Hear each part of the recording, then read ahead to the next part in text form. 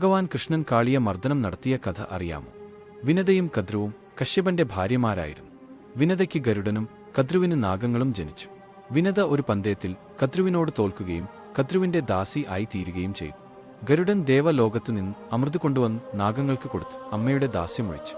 എങ്കിലും അന്നു മുതൽ ഗരുഡനും നാഗങ്ങളും പരസ്പര വിരോധികൾ ആയിത്തീർന്നു. ഗരുഡൻ സൗകര്യം കിട്ടുമ്പോഴൊക്കെ നാഗങ്ങളെ കൊത്തി തിന്നുന്നവാൻ തുടങ്ങി. നാഗങ്ങൾക്ക് സ്വൈര്യം ഇല്ലാതായി. അഷ്ടമിയിലും ചതുർദശിയിലും കറുത്ത വാവിലും വെളുത്ത വാവിലും തങ്ങൾക്ക് കിട്ടുന്ന ബലിയിലെ ഹവിസ് ഗരുഡൻ കൊടുക്കാമെന്ന് നാഗങ്ങൾ സമ്മതിച്ചു. ഗരുഡനും സംതൃപ്തനായി. പക്ഷേ കാളിയൻ മാത്രം ഈ ഉടമ്പടിക്ക് വഴങ്ങിയില്ല. മാത്രമല്ല, അവൻ ഗരുഡനെ കളിയാക്കുകയും അപഹസിക്കുകയും ചെയ്തു. ഗരുഡന്റെ ആക്രമണം കൊണ്ട് കാളിയനും കുടുംബാംഗങ്ങളും വളരെ കഷ്ടപ്പെട്ടു. അവർ അതിനുശേഷം ഗരുഡനെ ഭയപ്പെട്ട് കാളിന്തി നദിയുടെ ഒരു പ്രത്യേക സ്ഥാനത്ത് വന്നു താമസം തുടങ്ങി. സൗരഭി മുനിയുടെ ശാപം ഗരുഡൻ കാളിന്തി നദിയിൽ വന്നാൽ തലപൊട്ടിച്ചാകും എന്ന ശാപം ഉള്ളതുകൊണ്ട് കാളിന്തിയിൽ ഗരുഡൻ പ്രവേശിക്കാതെയായി.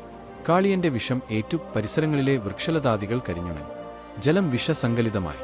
ഒരിക്കൽ ശ്രീകൃഷ്ണനും കൂട്ടരും കാലി മേച്ചു കാളിന്തി തീരത്തു വന്നു. കന്നുകാലികളും ഗോപഗണങ്ങളും കാളിന്തിയിലെ ജലം കുടിച്ച് മരിച്ചു വീണു. ശ്രീകൃഷ്ണൻ നദീതീരത്തു നിന്ന് ഒരു കടമ്പുമരത്തിൽ കയറി നദിയിലേക്ക് കുതിച്ചു ചാടി.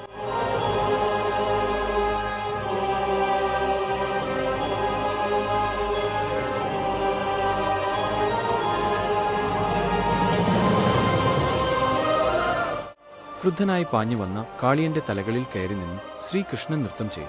കാളിയൻ രക്തം ഛർദ്ദിക്കുകയും ശ്രീകൃഷ്ണനെ വണങ്ങുകയും ചെയ്തു.